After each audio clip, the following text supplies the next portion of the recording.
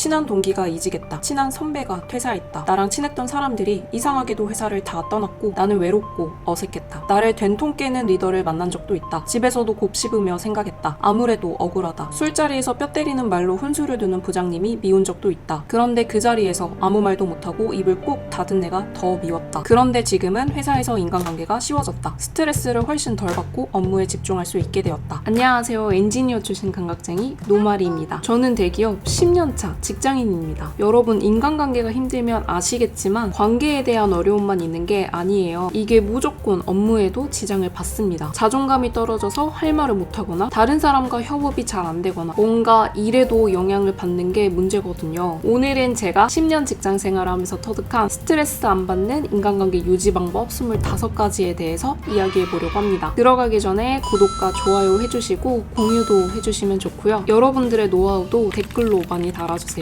1. 가는 사람이 있으면 오는 사람도 있다. 친했던 동료, 선후배랑 떨어져서 친한 사람이 주위에 없어져도 괜찮습니다. 아쉽긴 하지만 대신 또 지금 내 상황에 잘 맞는 사람을 만나게 될 수 있거든요. 시절 인연이라고 하죠. 중고등학교 때 친했는데 지금은 멀어진 친구가 간간히 있잖아요. 그래서 멀어지는 사람도 있다는 것을 받아들이자. 2.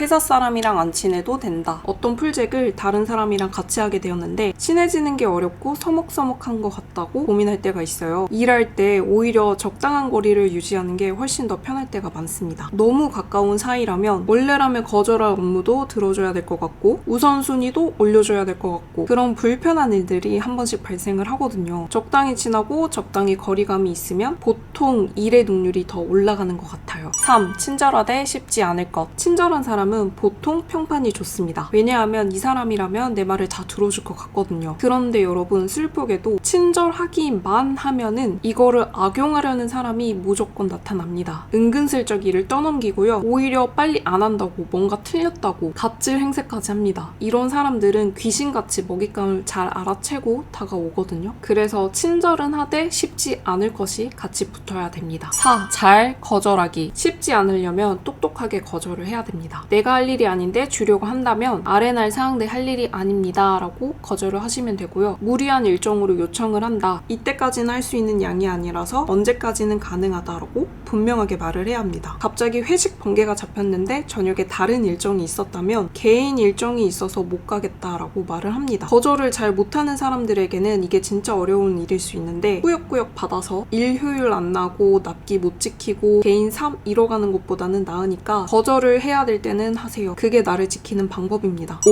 사적인 이야기가 독이 될 수 있다. 나의 사적인 이야기를 남에게 이야기를 함으로써 긍정적인 효과를 가지고 올 수 있습니다. 일단 상대와 쉽게 가까워질 수 있겠죠. 그런데 이게 때로는 독이 될 수도 있어요. 예를 들어서 술자리가 자주 있는 사람이 매일 술을 마신다고 이야기를 해요. 그러다 어느 날 지각을 합니다. 그러면 다른 사람들이 연관을 시켜서 생각을 하는 거예요. 아, 저 사람 어제 술을 마셔서 늦었구나. 남자친구 또는 여자친구와 헤어졌다고 말을 했어요. 그러다가 어떤 일을 실수를 했습니다. 그러면 다른 사람들이 아, 저 사람은 공과사 구분을 잘 못하네. 무슨 느낌인지 아시겠죠? 원치 않은 방향으로 흘러갈 수 있다는 것도 아셔야 됩니다. 6. 먼저 물어봐주기. 같은 팀 내에서 업무를 도와주고 관심을 가져주는 거는 회사에선 당연한 일입니다. 성과를 같이 내야 되니까요. 그래서 어차피 해야 할 거라면 먼저 물어봐주세요. 딱 닥쳐서 지시를 받아서 해주는 것보다는 도움을 받는 입장에서는 다르게 보이는 포인트거든요. 아, 이것의 전제는 내일의 지장이 가지 않는 선입니다. 7. 약점은 먼저 말하지 않기. 누가 먼저 물어보지도 않았는데 내 약점을 줄줄이 엎는 사람이 있어요. 제가 실수를 많이 하는 편이에요. 덜렁이에요. 약속 시간에 매번 늦어요. 이런 거 있잖아요. 앞에서 말을 했듯이 사람들이 은연중에 이거를 담아두고 있어요. 이 사람은 이걸 부족하다고 했는데 진짜 그러네? 이렇게요. 약점은 원래보다 더 부풀어서 생각을 할 수 있으니까 웬만하면 내 입으로 먼저 말하지 마세요. 8. 솔직과 무례는 다르다. 자기 멋대로 하고 싶은 말 다 하고 나서 내가 원래 좀 솔직한 편이라서 라고 말하는 사람들이 있죠. 솔직과 무례가 엄연히 다르다는 걸 못 본 척 하는 것 같습니다. 업무할 땐 솔직한 거 너무 필요합니다. 하지만 무례하진 말아야죠. 남이 나에게 무례하지 않기를 바란다면 나도 무례하지 말아야 된다는 것도 항상 생각을 하셔야 될 것 같아요. 9. 자주 칭찬하기. 칭찬은 고래도 춤추게 합니다. 너무 식상한 말이지만 우리가 성인이 되고 나서는 칭찬받을 일이 많지 않습니다. 정말 작은 칭찬이라도 진심이 담겨 있다면 하루 종일, 아니 어쩌면 평생 동안 그 말을 생각하며 뿌듯해할 수 있어요. 돈 드는 것도 아닌데 칭찬을 많이 베풀어주세요. 10. 입이 무거울 것. 누군가 나에게 무언가를 털어놨다면 절대 발설하지 마세요. 이거 다른 데 가서 말하지 마 라면서 다른 사람에게 말한다. 이미 나부터가 그걸 어겼는데요. 그게 지켜질까요? 근데 비밀 이야기가 아니더라도 남에게 전해 들은 거를 다시 전달하는 행위는 안 하시는 게 좋습니다.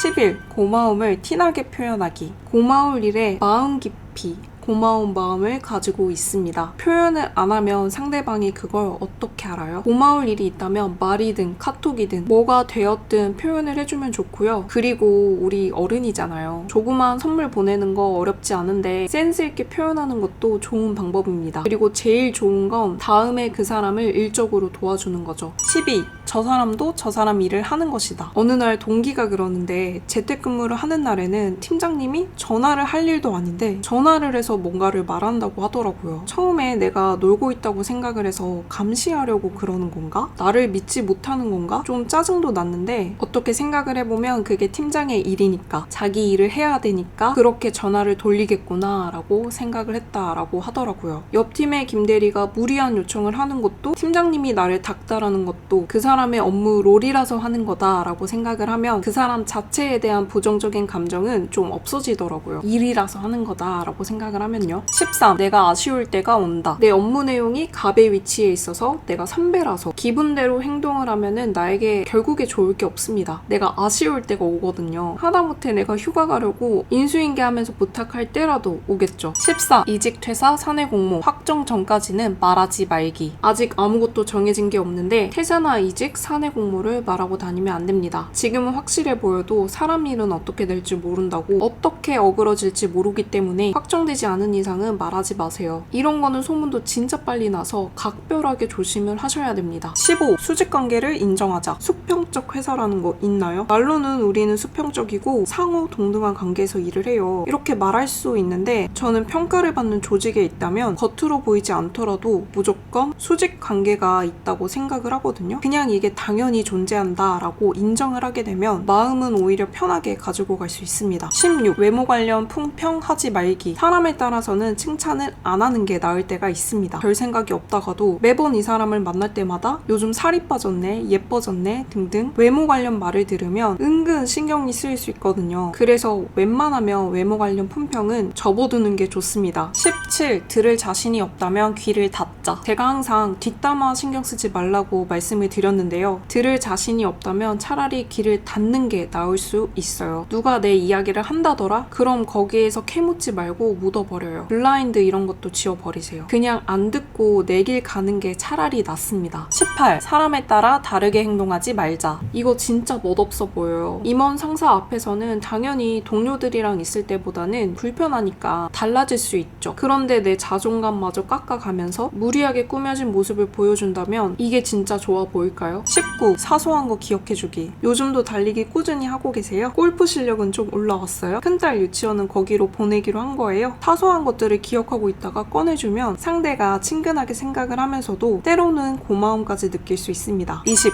공통 관심사 공유하기. 술자리 없이도 친해지는 방법입니다. 공통의 관심사를 공유하면 빠르게 친해질 수 있는데요. 만날 때마다 스몰 토크를 이어갈 수 있는 그런 주제가 생길 수도 있죠. 회사 사람과 친해지고 싶다면 사내 소모임을 이용하는 것도 방법입니다. 다른 계열사나 다른 직무의 사람들과 업무로 겹치지 않으니까 편한 모임이 가능하더라고요. 그리고 회사에서 친해지고 싶은 사람이 있다면 적극적으로 나서야 합니다. 이런 사람들은 회사에서도 나이스한 사람이지만 회사 밖에서도 배울 점이 많아서 알고 지내면 인생 전반적으로 멘토 같은 역할을 해줄 수가 있어요. 21. 확대 해석하지 말기. 누군가의 말을 확대 해석해서 자신을 괴롭게 만드는 사람이 있습니다. 일찍간에 요새 할 일이 없나 봐 라는 말에 지금 나 일 안 한다고 하는 말인가? 이런 식으로 좀 꼬아서 들으면서 나 자신을 괴롭게 만드는 사람이 있잖아요. 있는 그대로 듣는 게 어렵다면 차라리 축소 해석하자는 마음으로 들어보세요. 22. 내 포지션에서 할 일 충실하게 하기. 내가 회사에 기대하는 바가 있듯이 회사가 나에게 기대하는 바도 있습니다. 내 포지션에서 해야 할 일은 사실 업무 아래날에 나와 있지 않은 것도 많아요. 내가 사원이라면 팀 내 비품 챙기기, 팀 내 이벤트 챙기기 등 조금은 라이트하지만 센스가 필요한 일들을 해주면 좋고 않고 내가 대리급이라면 조금 더 발로 뛰는 업무, 능동적인 업무 처리 등을 기대하게 되죠. 그냥 우리가 머릿속에 생각하는 이상적인 사원, 대리, 과장, 부장의 모습을 생각하시면 돼요. 하고 안 하고는 나의 자유이지만 회사가 내 포지션에 기대하는 일을 했을 때는 그만큼 관계는 좋아질 수 있다. 23. 정보 공유하는 사람 되기. 나만 알고 있지 말고 조금 더 베푼다는 생각으로 정보를 공유를 하면 사람들은 나를 아는 게 많고 또 곁에 두면 좋을 사람이라고 인식을 하게 됩니다. 정보는 누구나 관심 있을 만한 소재면은 좋습니다. 특히 돈 관련이면 더더욱 좋고요. 연말정산, 세제 혜택, 주식, 연봉 인상 등 다양하죠. 24. 외모책. 기본적으로 나를 가꾸지 않고서 사람들과의 관계가 좋아지길 바란다면 좀 욕심일 것 같은데요. 일단 항상 청결을 유지하고 냄새가 나지 않는 건 기본 중에 기본입니다. 25. 내 전문 분야 꿰차기. 결국 회사에서는 일 잘하는 사람에게는 싫은 말을 못해요. 내 몫의 일은 해내야 하고요. 거기에다가 나밖에 못하는 일을 가지고 있어야 우리가 생각하는 이상적인 회사 내 인간관계를 완성할 수 있습니다. 여기까지 스트레스 안 받는 인간관계 유지 방법 25가지에 대해서 정리해보았습니다. 여러분들이 좀 더 마음 덜어내는 회사 생활을 하셨으면 좋겠고요. 내가 생각하는 팁도 댓글로 남겨주세요. 그럼